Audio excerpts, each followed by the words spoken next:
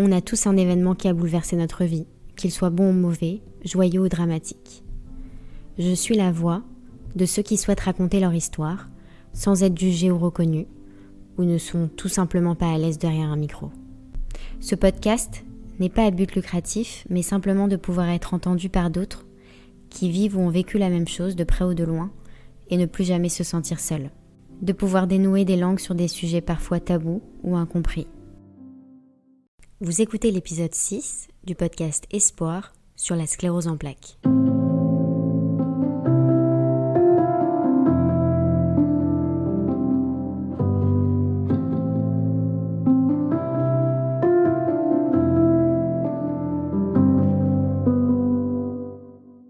Aujourd'hui, je vais vous raconter l'histoire de Louise. La sclérose en plaques est la deuxième cause nationale de handicap acquis chez l'adulte jeune après les traumatismes. C'est la première cause d'invalidité après les accidents de voiture, surtout chez les jeunes. Elle touche aujourd'hui 120 000 personnes prises en charge en France, avec 3 000 nouveaux cas diagnostiqués chaque année et 2,8 millions de personnes dans le monde. La sclérose en plaques est une maladie auto-immune qui affecte le système nerveux central. Une dysfonction du système immunitaire y entraîne des lésions qui provoquent des perturbations motrices, sensitives, cognitives, visuelles ou encore sphinctériennes, les plus souvent urinaires et intestinales. La majorité des patients présentent leurs premiers symptômes entre 25 et 35 ans, dont 72% de femmes. Elle se caractérise par des lésions, les plaques, dans lesquelles la gaine protectrice des neurones, qui est la myéline, est détruite entraînant une dégénérescence des cellules nerveuses, les neurones avec une perte de la communication entre le cerveau et les organes périphériques. Bonjour, je m'appelle Louise, j'ai 40 ans et j'ai une sclérose en plaques, ou une SEP pour les intimes, depuis 14 ans. Pour que vous compreniez mieux, c'est comme si votre cerveau était un tableau électrique et les câbles électriques ce sont nos nerfs. La porte qui protège ce tableau est la gaine, qui s'appelle la myéline, et que vous prenez un couteau et vous donnez des coups dans cette gaine. Du coup, les câbles électriques deviennent défaillants. Les informations circulent moins bien selon les endroits où vont se situer ces petites coupures, et la neurotransmission peut être difficile. C'est pour ça que vous pouvez avoir des personnes autour de vous qui ont cette maladie, mais leurs symptômes ou leur façon de vivre sont complètement différentes. Il n'y a pas un cas qui se ressemble. Comme beaucoup de maladies auto-immunes, on ne peut pas en mourir, mais elle peut nous rendre invalidants toute notre vie. Cette maladie évolue par des poussées, qui sont des réactions inflammatoires au niveau des nerfs sur une durée selon chaque personne pouvant aller d'une semaine à un mois ou avoir des poussées continues. Alors comment j'ai découvert que j'avais une SEP ? Au début, je pense que j'étais un peu dans le déni. J'ai eu ma première poussée à 26 ans, j'ai ressenti des picotements dans les mains, puis les bras, qui se sont intensifiés comme si on me plantait des bouts de verre dans mes bras et les mains, et ça a duré 3 semaines. Et je me disais c'est rien, c'est bizarre, mais ça a passé. J'ai mis ça sur le stress parce que c'était quelques mois avant mon mariage. 2 mois après, j'ai eu une nouvelle poussée, et ça j'ai pas pu l'ignorer. J'avais la sensation que mes jambes brûlaient de l'intérieur. Je pouvais même pas les toucher. J'hurlais quand je les touchais, et ça passait pas. J'ai appelé mon mec, je lui ai expliqué ce qui m'arrivait. Lui, il tombait de nu parce que je lui avais pas raconté l'épisode des picotements juste avant. Mais comme moi, il s'est dit que c'était le stress. Mais mes parents ont insisté pour que j'aille faire des examens à l'hôpital. Donc j'arrive à l'hôpital, on me fait toute une série d'examens. Je fais tout ce qu'on me dit de faire, sans trop comprendre. Et puis j'atterris dans le bureau du neurologue de l'hôpital. Je suis avec ma mère. Il regarde mon IRM, puis il me regarde. Et puis il re-regarde l'IRM, et puis il me re-regarde. Et là, je comprends qu'il y a quelque chose. Il me dit « Mademoiselle, vous avez une sclérose en plaques. Ce que vous avez eu aux jambes, c'est une poussée de la maladie. » Alors là, c'est comme si qu'il y avait un bruit sourd après cette phrase. Le ciel m'était tombé sur la tête. Je savais plus où j'étais, ce que je faisais là. Je me disais « Ok, j'ai une maladie, ça a l'air grave, peut-être que je vais mourir. » Puis je reprends mes esprits quand ma mère me secoue le bras pour que j'écoute la suite. Et il continue. « Je vais devoir faire une ponction lombaire dans quelques jours. L'hôpital va vous appeler pour vous donner un rendez-vous et vous expliquer quelle sera la suite. » Je sors du bureau, déboussolée. Je rêve d'une chose, c'est de me casser. Loin de ma mère, loin de tout le monde. J'ai pas envie de parler en fait. Je sors de l'hôpital, je dis à ma mère que j'ai un rendez-vous avec un prestataire et je m'en vais. Je monte dans ma voiture, j'allume une cigarette. Je mets mon téléphone en silencieux parce que mon fiancé m'a déjà appelé 4 fois. Et je sais pas comment lui dire. Je me sens oppressée. J'ai du mal à réfléchir, je me demande pourquoi moi, pourquoi maintenant ? Est-ce que je suis punie de quelque chose ? Je pleure à chaudes larmes et j'arrive plus à m'arrêter. Je rentre chez moi épuisée, mon mec était là. Je lui dis que j'ai une sclérose en plaques. Il savait pas ce que c'était, mais il me prend directement dans ses bras et il me dit que c'est pas grave, que ça va aller. Et je fonds en larmes de nouveau. Je lui dis que je comprends s'il voulait annuler le mariage, que je comprendrais, que je lui en voudrais pas. Au fond de moi, c'était pas vrai. En fait, je me détestais à ce moment-là. Lui, il me rassure, il me dit qu'il va m'accompagner dans cette étape, qu'on allait se marier quoi qu'il arrive. Ce qui a suivi, je m'en souviens pas trop. C'était des moments hors du temps, des moments flous. 3 jours après, l'hôpital m'appelle pour me donner le rendez-vous de la ponction lombaire. J'arrive à l'hôpital le lendemain matin, je suis plongée dans l'univers hospitalier, le service de neurologie, je vois des personnes malades autour de moi, il fait froid, j'ai pas envie d'être là. Une ponction lombaire, c'est pas vraiment rassurant. J'avais entendu que c'était douloureux, j'avais vu sur internet que c'était une grosse aiguille. J'étais pas à l'aise en fait. L'infirmier arrive et m'explique qu'ils le font pour confirmer que c'est une sclérose en plaques et s'assurer qu'il n'y a pas une autre maladie. Je lui dis, c'est-à-dire une autre maladie pourquoi je peux avoir une autre maladie? Il me répond, mais ne vous inquiétez pas, on n'en est pas là, mademoiselle. Et moi, je suis là, je dois faire cette putain de ponction lombaire, mais je veux pas être malade en fait.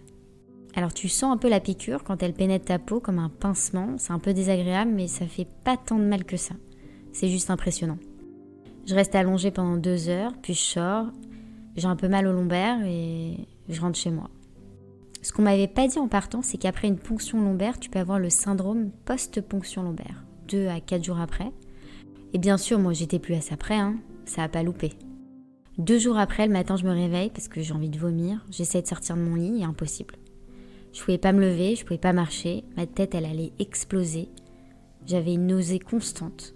C'est là que j'ai découvert ce que c'était d'être incapable physiquement de faire quoi que ce soit. C'est horrible.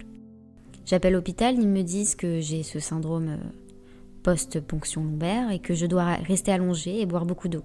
Et ça va partir tout seul. Super, ça a duré 5 jours. Je revois le neurologue qui m'explique ce que c'est la maladie avec des images et me dit « Je vais vous prescrire un traitement pour éviter que votre prochaine poussée vous handicape votre vie ». En une phrase, j'ai compris la gravité de la maladie. Jusqu'à présent, j'avais eu des picotements, des brûlures, mais j'avais pas réalisé l'ampleur du truc en fait. Le traitement s'appelait Ocrevus. Alors super nom d'ailleurs qui te donne envie de le prendre. Une dose à injecter 2 fois par an. En gros, ce qui m'explique, c'est que ce traitement va m'affaiblir pour m'aider à stabiliser la maladie, qui me met déjà KO, parce qu'il va détruire une partie de mes défenses immunitaires. Super! Ensuite, il me demande si je suis en couple. Je réponds oui, et il me dit « Mais vous voulez des enfants ?» Je réponds « Bah oui, je pense. » Et il me répond « Ok, alors faudra me tenir au courant dès que votre projet bébé se concrétise pour qu'on voit ça ensemble. » Ok, donc en fait, je ne peux pas me laisser vivre et faire un bébé naturellement quand on l'aura décidé comme tout le monde. Un autre coup dans la gueule. 1 mois après, je me suis mariée, super heureuse et en même temps angoissée parce que je savais que j'étais malade. L'image qui me reste gravée, c'est moi en robe de mariée dans la chambre, n'arrivant pas à mettre mes boucles d'oreilles seule. Mes mains ne m'obéissaient plus. Et en même temps, c'était le plus beau jour de ma vie. Dans ma famille, tout le monde sait que je suis malade, mais on en parle peu. À part quand ils savent que j'ai un rendez-vous avec le neuro et... Dans mes amis, la majorité le savent, mais j'en parle jamais. Je veux pas être la malade du groupe, à tel point que parfois je me vois même me dépasser pour eux, pour être dans l'ambiance, toujours présente, alors que mon corps me dit « mais tu peux pas, t'es épuisée ». Je le fais quand même. Quand les gens me disent « ah, je suis crevée », ils savent pas vraiment ce que c'est l'épuisement. Moi, je sais. Et ceux qui ont une CEP me comprendront. Donc à ce moment-là, je suis jeune mariée, heureuse, mais mon insouciance déjà partie à l'annonce de ma maladie. Quelques mois après, je refais des poussées, beaucoup de névralgie. Alors une névralgie, c'est une douleur insupportable, évoluant par des poussées, à type de décharge électrique, dans un endroit correspondant à un nerf atteint, par exemple sur la nuque, le cou, le bras ou une sciatique. Moi, quand ça m'arrive, je prends un bain froid et elle passe. Donc je passe beaucoup de temps dans mon bain et heureusement que j'ai une baignoire chez moi. Ou des matins où mes jambes étaient comme des bâtons, je pouvais plus marcher. Ça me faisait très peur. Ou parfois, j'ai du mal à tenir mon stylo au bureau. Bref, et avec tout ça, j'avais un super job qui me prenait énormément de temps, je bossais beaucoup. Ma sclérose en plaques était là, mais je l'ai mise de côté. Je m'apitoyais jamais sur mon sort. Je lui laissais pas de pouvoir. J'étais pas une victime, je me plaignais pas. J'avais pas le temps en fait. Tous les ans, j'avais un rendez-vous de contrôle chez le neuro et je repasse les examens, on voit l'évolution. Et là, il me dit qu'il y avait plusieurs protocoles. En fait, il y en a tous les 6 mois pour la CEP.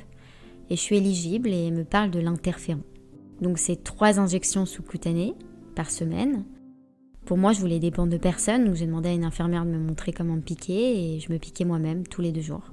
Alors surtout, ne pas oublier son cachet d'ibuprofène après la piqûre du soir parce que sinon on a la grippe toute la nuit. Et malheureusement, ça m'est arrivé plus d'une fois. Ça a été ma vie pendant 2 ans. Puis avec mon mari, on a abordé le projet bébé et on était prêts à entamer cette nouvelle étape de vie. Donc comme promis, je prends rendez-vous avec mon neuro pour l'en informer. Quand je le vois, il m'explique qu'il fallait regarder le nombre de poussées que j'avais faites cette année pour déterminer approximativement le nombre de poussées que j'allais faire en 1 an. 1 an qui est 9 mois de grossesse et 3 mois de postpartum. Parce que le nombre sera sûrement similaire. Il me dit aussi que le nombre de poussées diminue tout au long de la grossesse. Parce qu'il y a une immunotolérance autour de la grossesse, l'immunité de la grossesse va changer parce qu'il faut accepter ce fœtus. Et c'est dans le postpartum que vont augmenter mes poussées. Ok, super, ça donne vraiment envie de tomber enceinte. Donc ma première grossesse, j'ai dû arrêter mon traitement, j'ai eu 2 poussées pendant la grossesse. Une au 2e trimestre et une en postpartum, donc pendant les 3 mois après grossesse. Et pour ma 2e grossesse, j'avais un traitement qui stoppait les poussées pendant la grossesse, donc j'en ai pas eu. J'en parle parce que je suis atteinte de cette maladie et j'ai eu 2 merveilleux enfants en bonne santé. Donc l'un n'empêche pas l'autre. Après avoir eu mes enfants, je me suis beaucoup remise en question parce que j'avais vraiment envie d'être la meilleure version de moi-même pour eux et être une bonne mère et aussi être épanouie dans ma vie de couple. Oui, parce qu'on parle de maladie, mais on parle rarement de ce qui se passe dans un couple lorsque un des 2 est malade, quelle que soit la maladie d'ailleurs. Alors pour nous, notre relation était devenue très conflictuelle dans tout. En fait, je pense que je lui en voulais inconsciemment de ne pas être malade. Je sais que c'est dur ce que je dis, mais c'est vrai. Je lui en voulais de ne pas me comprendre, de ne pas ressentir ma douleur quand je souffrais, de ne pas pouvoir me soulager, de ne pas comprendre pourquoi j'étais toujours à fleur de peau, pourquoi j'étais souvent en colère tout simplement. Parce qu'au fond, j'étais en colère contre moi-même. Alors parlons maintenant de sexualité. La maladie peut impacter de différentes façons la sexualité. Fuite urinaire, troubles urinaires, sécheresse vaginale, douleur lors de la pénétration, baisse de libido, difficulté pour atteindre l'orgasme. Et on est souvent épuisé, on a mal partout, on n'a pas la tête à ça. Et encore moins avec le quotidien du boulot des enfants. Les neurologues n'abordent pas du tout ce sujet parce qu'ils se disent qu'on doit d'abord gérer cette maladie et après on verra pour la sexualité. Or, se sentir bien, ça compte. Il y a des effets secondaires de certains traitements qui touchent la sexualité, donc c'est pas anodin, surtout quand on est en couple. La sclérose en plaques touche des adultes jeunes, donc je trouve ça très important d'en parler. Quand on nous donne notre diagnostic, on regarde tous les symptômes et il y a toujours des symptômes sexuels. Et ça nous angoisse inconsciemment. On pense qu'à partir du moment où on a une maladie chronique, on n'est plus désirable. On n'est plus capable d'être aimé et il faut se reparamétrer. On perd confiance en nous. On devient anxieux quand on veut passer à l'acte. Des questions dans notre tête passent comme est-ce que je vais mouiller? Est-ce que je vais aimer? Est-ce que je vais avoir mal? Et ça nous déchauffe tout de suite et ça peut couper l'envie. Dans notre couple, il y avait beaucoup de non-dits, de malentendus, de disputes. Et à un moment, je me suis dit stop, je veux que mon couple marche. Donc j'ai demandé de l'aide. J'ai été voir un sexologue. Je sais, c'est pas facile pour tout le monde d'aller faire cette démarche. Mais moi, ça m'a rassurée d'aller voir une pro dans ce domaine parce qu'avec mes amis, je vais pas parler de ces problèmes liés à ma maladie. Il y a trop de pudeur et je fais toujours comme si tout allait bien. Alors elle nous a écoutés, elle nous a donné des conseils comme par exemple, si je suis épuisée mais que j'ai quand même envie d'avoir un rapport intime avec mon mari, je peux le faire autrement comme la tendresse. Si j'ai peur d'avoir une fuite urinaire pendant le rapport, on peut le faire sous la douche. Il ne le sentira pas, moi non plus. Ou tout simplement accepter qu'on ait des phases où on n'a pas de sexualité comme tout le monde en fait. L'être humain a une résilience incroyable. On a une intimité encore plus forte maintenant, soudée face à la maladie. La maladie peut nous faire découvrir autre chose comme la sexualité non pénétrative, la connexion à l'autre. J'ai aussi été voir une thérapeute en développement personnel sous les conseils d'une amie qui avait été la voir avant moi et m'avait dit qu'elle était super. Moi qui n'avais jamais vu de psy de ma vie, c'était une première. Je me souviendrai toujours de ce qu'elle m'a dit lors de la première séance quand je lui ai dit que j'avais une sclérose en plaques. Vous vous êtes déjà demandé pourquoi vous étiez malade ? C'est-à-dire pourquoi ? Oui, parce que vous savez que votre maladie vient de quelque part, au fond de vous. Vous savez que c'est pas anodin que vous ayez cette maladie. Ah bon ? Je reste comme ça, béat. Je sais pas quoi lui dire. En fait, dans cette maladie, le corps tout entier est touché. Et les accès, qui sont les poussées, peuvent survenir à différents moments de la vie. C'est comme si mon corps était piégé, placé dans une cage et de plus en plus limité dans l'enchaînement de ses mouvements. Si je suis atteinte de sclérose en plaques, je suis généralement affectée par de grandes souffrances, me faisant voir la vie avec découragement. Quelque chose où quelqu'un me paralyse, me sent coincée. La vie manque de douceur, de miel. Comme on dit, cette maladie se caractérise par la démyélisation, avec le mot miel dedans. Tout mon être est animé par une profonde révolte. Je me sens obligée de devoir tout faire moi-même. Étant très perfectionniste et intransigeante, je refuse de me tromper et j'accepte difficilement de l'aide. J'accepte difficilement les contraintes, spécialement celles qui proviennent de ma famille. Je prends conscience que je dois être très dure avec mes pensées et rester éloignée de mes émotions. La pensée de l'échec me terrorise. J'ai de la difficulté à pardonner et à pardonner aux autres. Je peux m'en vouloir d'avoir laissé filer une opportunité. Je crains d'être laissée de côté, d'être plaquée là. J'ai très peur qu'on me laisse tomber. Je peux aussi avoir peur de tomber au sens propre du terme qu'au sens figuré et craindre que cette chute entraîne ma mort. Toutes ces peurs qui impliquent un déplacement vertical et qui peuvent m'amener à croire que ma vie est en danger peuvent déclencher une sclérose en plaques. Alors d'une façon symbolique, tomber en amour ou tomber enceinte devient dangereux pour moi. La chute peut être physique, psychologique ou symbolique. Je peux aussi me sentir dégradée par quelqu'un ou j'ai peur de perdre une position privilégiée dans ma famille ou mon travail par exemple. J'ai l'impression de ne plus avoir aucun avenir. Très souvent, je me juge et je peux juger les autres très sévèrement, ce qui entraîne un grand sentiment de dépréciation, de dévalorisation et de diminution de ma personne. Lorsque je me sens diminuée, rabaissée, j'ai l'impression que la vie m'écrase et j'ai tendance à ramper au lieu de me tenir droite. Je peux même m'arrêter, m'immobiliser, n'ayant plus la force d'avancer. Le fait de ne plus pouvoir avancer peut m'empêcher de faire face à une situation que je veux éviter à tout prix.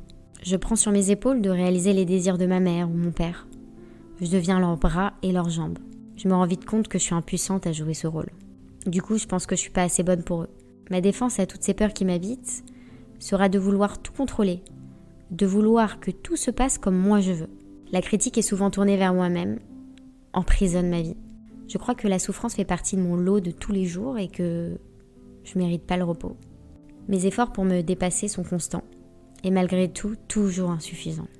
Mon corps fatigué refuse de poursuivre cette lutte du plus fort et veut me faire comprendre que je peux aussi avoir besoin des autres et que j'ai à apprendre à faire confiance.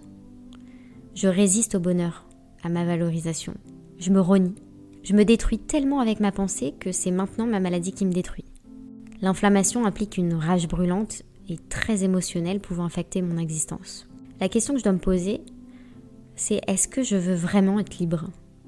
Si je réponds oui, je pourrais inconsciemment me libérer de quelqu'un qui gravit dans mon univers et qui ne m'a pas manifesté suffisamment d'amour. Cette forme de cage dans laquelle mon corps se trouve me protège peut-être de devoir admettre mes véritables sentiments. En me taisant, je me sens dans l'obligation d'emprunter certaines routes pour faire plaisir aux autres, au lieu d'avancer dans la direction que je veux prendre. Au lieu d'être dans le mouvement et le changement, je suis dans la stagnation, l'inertie. La répression émotionnelle peut me conduire à une incapacité d'aller de l'avant dans mes émotions, entraînant une confusion musculaire et mentale. Lorsque je suis atteint d'une sclérose en plaques, je deviens dépendant des autres. Je deviens comme un enfant qui désire que quelqu'un s'occupe de ses besoins de base. Je dois m'accrocher aux autres, m'agripper pour ne pas tomber, tant physiquement qu'émotionnellement. Est-ce que mes responsabilités en tant qu'adulte sont trop lourdes à porter ? J'ai l'impression que ma vie est sans cesse agitée. Mon corps me dit de lâcher prise, de me libérer de mes chaînes, et je sais que la clé se trouve à l'intérieur de moi. Durant ce suivi, la thérapeute m'a donné 3 livres à lire, 2 du même auteur, qui s'appelle Gérard Attias, le premier Racines familiales de la maladie, et le deuxième, Le corps point par point. Et le 3e livre, c'est du docteur Salomon Selam, qui s'appelle Sclérose en plaques, une véritable arnaque transgénérationnelle. Alors je vous cache pas que j'ai mis un peu de temps pour ouvrir ces livres, mais quand je les ai ouverts, je les ai lus et j'ai compris. J'ai compris que j'ai choisi ma maladie et elle a un message pour moi. Pendant ce suivi de développement personnel, la thérapeute me donne les clés pour mieux comprendre pourquoi, comment et dans quelles conditions je suis tombée malade. Alors j'ai repensé à ma première poussée, c'était pendant la préparation de mon mariage, j'étais tendue et ma mère a eu un grave problème de santé qui l'a hospitalisée pendant 3 semaines. J'ai dû gérer mon frère, mon boulot, mon mariage, mon père parce qu'il était complètement perdu, et moi-même. À ce moment-là, malgré les poussées, je me suis mise de côté. J'ai pris sur moi, je me disais que j'allais gérer après avoir réglé tout ça. Mais non, en fait. Je me suis mise toute seule en position de sauveur et ça m'a envahie. Grâce au livre que j'ai lu, j'ai découvert qu'en psychogénéalogie, comme l'explique le docteur Selam, il a vu que pratiquement tous les malades de la CEP vivent un conflit lié à un ancêtre décédé, de manière brutale ou tragique. Donc il y a une mort injustifiable ou injustifiée dans la famille, qui est en quelque sorte une réparation de la sclérose en plaques. Parce que quand on est atteint de cette maladie, on est en train de mimer ce mort qui est totalement immobile, figé. Et la sclérose en plaques amène à des handicaps moteurs, justement. Alors moi, j'ai fait cette recherche dans ma famille et j'ai identifié cet ancêtre. Et c'est mon arrière-grand-mère, Mireille, décédée d'un cancer de la peau très rapidement. Elle est partie en quelques jours. Et ma grand-mère en parle encore tellement ça a été rapide. Et ça l'a marquée. Elle a toujours pas fait le deuil de sa mort d'ailleurs. D'ailleurs, j'ai compris par la suite que je m'appelle Louise Mireille et que je porte ce prénom parce que justement ma grand-mère en parlait souvent à ma mère. Et ça, je pense que c'est pas anodin. Alors moi, j'ai une forme de sclérose en plaques qui provoque des symptômes invisibles. C'est-à-dire que si vous me croisez dans la rue, vous imaginez même pas que je suis malade. Alors qu'intérieurement, j'ai énormément d'épuisement, de douleur. Donc pour compenser, j'essaie de me connecter à toutes les sensations positives. Des petits plaisirs, des sensations agréables que mon corps peut me donner. Si on veut guérir d'une maladie, c'est pas en la combattant ni en la fuyant, c'est d'abord en acceptant comme un signal de son corps pour dire que ça ne va pas. Si tu sais t'adapter à l'handicap, la peur de l'handicap s'évanouit. Comme par exemple moi, ma hantise, c'est de ne plus pouvoir marcher. Pendant longtemps, j'ai fait des cauchemars à me réveiller en sueur parce que j'imaginais que ma prochaine poussée allait paralyser mes jambes à vie. Pour contrer cette peur, je me suis fixé un objectif, aller marcher ou courir au bois à côté de chez moi 2 fois par semaine. Alors oui, c'est dur de s'organiser quand on bosse et qu'on a 2 enfants, mais un matin, je le ferai après avoir déposé mes enfants à l'école, et un autre matin le week-end, mon mari les garde 1 heure et je reviens en pleine forme. Quand ça va mal, je pense à tous les bons moments que j'ai vécus. Et c'est là que je me dis, je vais me battre pour que ça aille mieux. Je me focalise sur ce qui va bien. Je profite tellement plus de la vie et ça me donne de la force pour les mauvais moments. J'ai appris à renoncer à certains moments. Alors ça me provoque beaucoup de frustration, de colère, de tristesse. Mais avec le temps, j'ai appris à l'accepter. J'écoute mon corps. Si je sens que je suis épuisée, je me ménage des temps de repos pour pouvoir gérer la logistique de la vie quotidienne. J'apprends à demander de l'aide quand j'en ressens le besoin. C'est ok de ne pas savoir tout faire. Et c'est ok de ne pas être parfaite tout le temps. Pour gérer l'imprévisible, j'ai appris à relativiser. Il n'y a pas d'événement incontournable. Si je ne suis pas bien le jour J, et qu'on a prévu quelque chose, ce n'est pas grave si on ne le fait pas. Ce n'est que partie remise. Je capitalise sur un point de vue différent de la vie, qui n'est pas basé sur la performance ou l'hyperactivité, mais plus sur les valeurs humaines. Je m'arrête dans ma journée 10 minutes pour prendre un petit café en terrasse quand il fait beau, et sentir le soleil sur ma peau parce que ça me fait du bien. Je suis indulgente envers moi-même. Je me suis mise à la méditation pour me concentrer sur mes émotions. La sophrologie aussi, ça m'a beaucoup aidée. Je travaille sur moi pour ne plus m'enfermer.